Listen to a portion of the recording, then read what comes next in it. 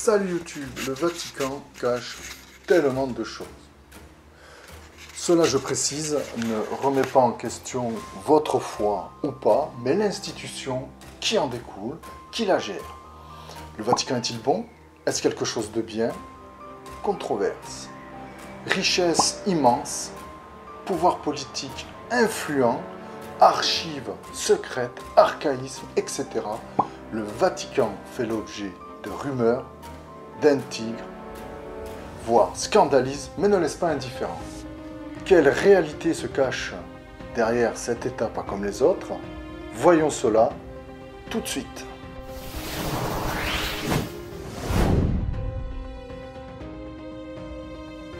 Le bunker, leur puissance, son immobilier, Sodoma, le livre, l'exorcisme et l'inquisition. Alors le bunker est souterrain, c'est le cœur des archives secrètes et une cave souterraine sur deux, à étage, communément appelée bunker. C'est relaté dans le journal Der Spiegel. Certains prétendent que celui-ci protégerait même des bombes nucléaires. Enfin, Dieu. Et abriterait par conséquent les documents les plus fragiles, voire sensibles. Cependant, les archives ne se résument pas au bunker, loin s'en faut. Il y a au moins 600 salles d'archives isolées au Vatican, qui englobent à minima 35 000 documents. Le Vatican se cache d'être une puissance mondiale financière et politique de premier plan, et pourtant, elle l'est.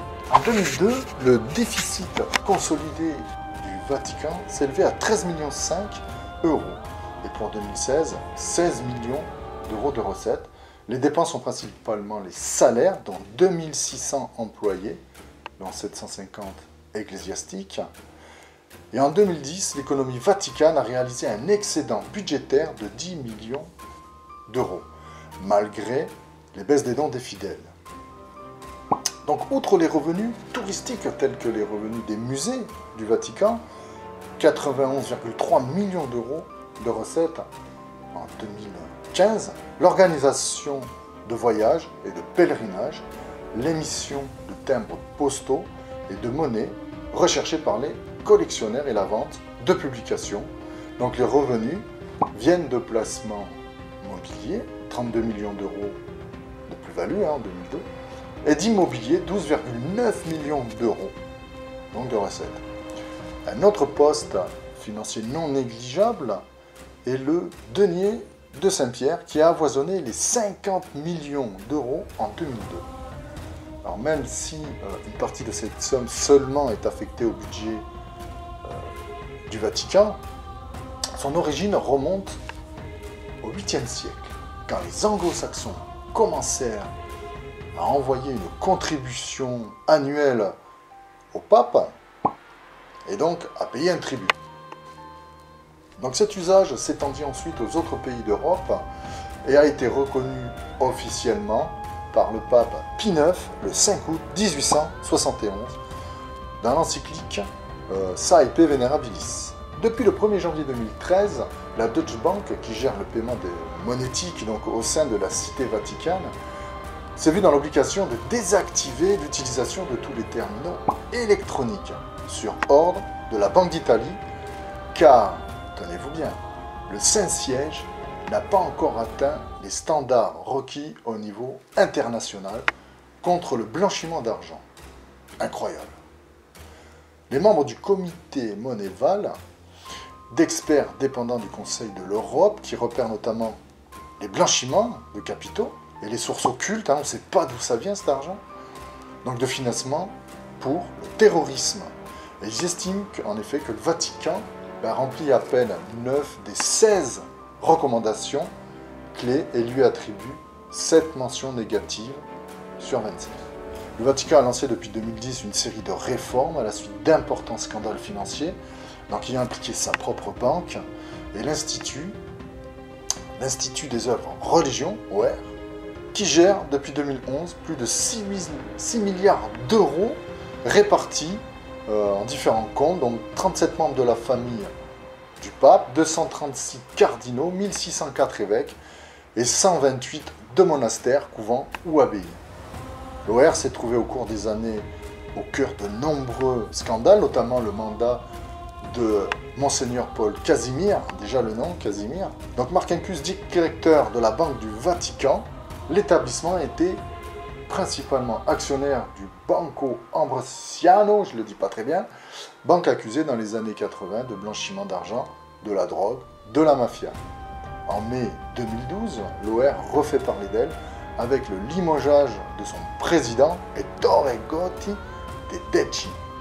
Les États-Unis ont ajouté en 2012 le Vatican sur une liste de 68 États dont la situation est jugée préoccupante.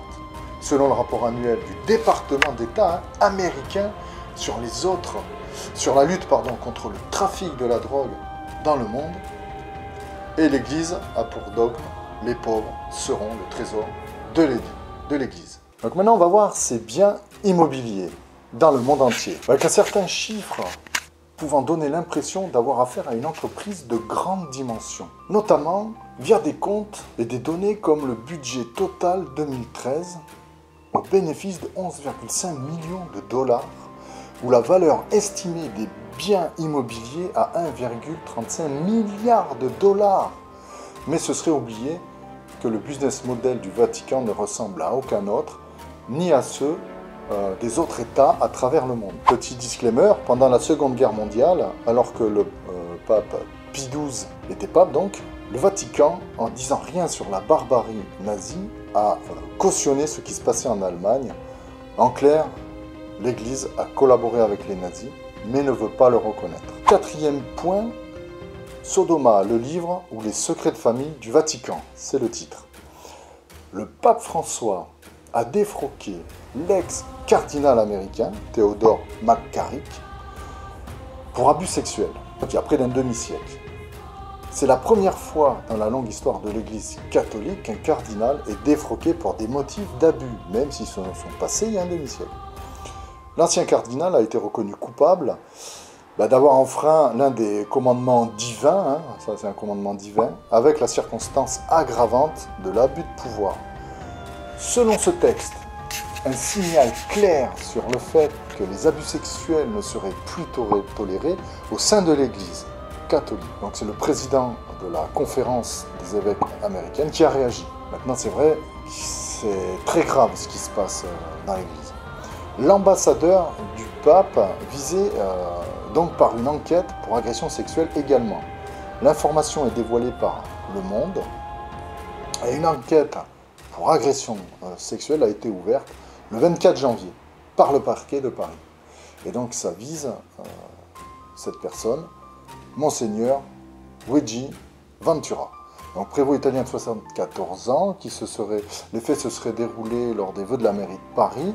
Lors de ces vœux, un agent de la ville a été victime de manière répétée, par 3 fois déjà, d'attouchements sexuels. Bon, là on parle de main aux fesses assez poussées. Donc une fois devant témoin, le mec il n'a pas peur, quoi, il s'en fout. Donc c'est l'AFP qui l'a appris par l'entourage de la mairie. Donc le diplomate a fait carrière au Vatican, Maître Ventura, est en poste depuis 2009 à Paris, chargé des relations du Saint-Siège avec les autorités françaises. Donc d'une part, et avec les évêques de France, d'autre part. Lui, il n'a pas de main morte. Mais compte tenu de ses fonctions, Monseigneur Ventura bénéficie de l'immunité diplomatique. Donc en fait, il échappe. Les nonnes violées et autres tabous. Si le Vatican espère changer son image, donc de se réformer sur la question de la pédophilie, etc., un nouveau scandale risque de court-circuiter cette opération de transparence.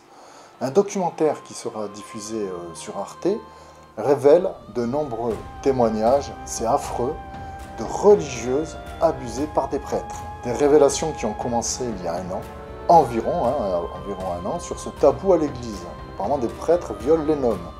Et les témoignages de ces nombreuses nonnes abusées, violées, commencent à se multiplier dans les médias, au point que le pape François, notre pape actuel, a reconnu le 5 février que des prêtres et des évêques avaient agressé sexuellement des religieuses après un voyage aux Émirats arabes unis. L'exorcisme. Et donc, c'est un rituel destiné à expulser une entité spirituelle maléfique qui se serait emparée d'un être animé, donc animal ou être humain, mais plus rarement aussi d'un objet, donc d'un être inanimé. On peut appeler ça un démon. Cette pratique est probablement universelle, puisqu'elle est supposée être née en Mésopotamie 2000 ans avant Jésus-Christ, mais attestée dès le premier millénaire avant Jésus-Christ. Par des rites et des prières de délivrance, il tente de soulager les peines de nombreuses personnes affligées de ces souffrances diverses. C'est vraiment terrible, pour qui la médecine et la psychiatrie ne peut rien, n'a pas réussi à les soigner. Ça, c'est un sujet à part entière que je ferai très bientôt. Le côté encore plus obscur de l'Église. Fort de leur pacte avec le diable, elle profane l'hostie, la piétine la croix, se livre à des orgies sexuelles, elle jette des maléfices sur les individus et les récolte. Entre le 15e et le 18e siècle, les sorcières sont accusées de tous les maux, en particulier dans les Alpes, Dauphiné, Savoie, Valais. En Europe du Sud et en Allemagne, comme le soulignent les films projetés au cours d'une soirée théma qui a été sur Arte, pas qui sera mais qui a été, la chasse aux sorcières, au sens propre comme au sens figuré, comme on l'entend depuis le macartisme. Donc jusqu'à la promulgation en 1484 d'une bulle d'Innocent VIII, donc le pape, élargissant sa mission aux praticiens infernaux et autres suppôts du diable, l'Inquisition ne marque pas d'intérêt particulier pour la sorcellerie associée à l'alchimie et à la magie populaire, donc à tous ceux qui sont un petit peu savants à l'époque. Elle ne réserve pour d'autres ennemis, autrement plus redoutables, dissidents, mettant en péril la toute-puissance divine et le rôle institutionnel de l'Église, au premier rang desquels les cathares et les vaudois, précurseurs de la Réforme, comme le Tchèque Hus, juif, et mauriste. Donc en fait, tous ceux qui ne sont pas d'accord avec eux, Inquisition. Également les concurrents politiques devenus trop puissants, comme les Templiers. Donc c'est des personnages au charisme redoutable, tels que Jeanne d'Arc, brûlée aux Anglais, et humanisme dans la veine d'Erasme, luthérien, scientifique, à l'image de Giordano Bruno ou même Galilée. La chasse aux sorcières et la poursuite, la persécution et la condamnation systématique et en masse, donc de personnes accusées de pratiquer la sorcellerie. Si la condamnation des pratiques de sorcellerie se raconte au cours des siècles, à toutes les époques et dans toutes les civilisations, cette chasse aux sorcières du Moyen-Âge donc tardif, et surtout la Renaissance, particulière par la croyance et un complot organisé de sorcières qui se réunissent en sabbat pour détruire la chrétienté. Voilà, c'est ce que croit l'Église. Et en faisant un pacte avec le diable et par la persécution et la traque massive de ces prétendues sorcières, les éléments théoriques de ces croyances sont élaborés par des intellectuels et théologiens. C'est relayé massivement grâce aux nouvelles technologies telles que l'imprimerie. Donc une série de bulles pontificales établissent la légitimité des poursuites juridiques pour instruire des procès et des manuscrits, puis des livres imprimés, véritables manuels d'inquisition comme le Malleus Maleficarum. Et ça en relate les fondements théoriques et théologiques. Voilà, c'est leur manuel. Mais on estime environ 60 000 le nombre de victimes accusées et tuées ou qui ont été exécutées. Donc c'est encore d'actualité. C'est-à-dire que des gens meurent pour rien. Donc je repose la question. Que pensez-vous de cette institution? Puissante, riche et plutôt vicieuse quand même. J'attends vos commentaires. Le débat reste ouvert et je vous dis à la prochaine. Bye!